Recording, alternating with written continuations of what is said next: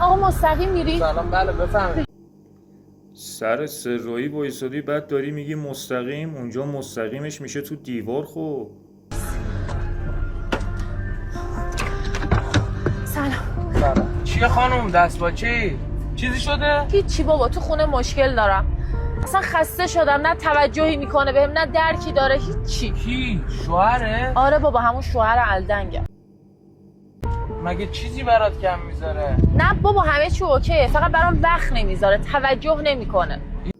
بابا تو یه جوری هراسون اومدی تو ماشین انگار 10 نفر ریخته بودن سرت خواستن همزمان بکو شنت. اینجور مردا به درد تو نمیخورن. اصلا حیف تو نیست عمرتو جوونیت برای اینا بذاری؟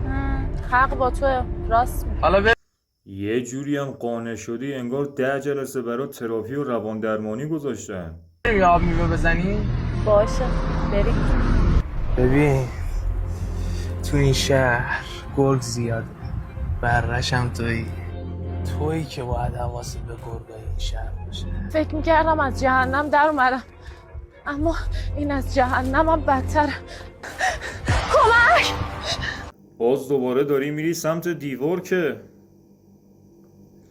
حالا من کار به این چیزا ندارم، فقط این با این قیافه تخمیش چرا موقع تجاوز کردن داره لباسشو در میاره؟ بابا کسخل مگه میخوای بدی؟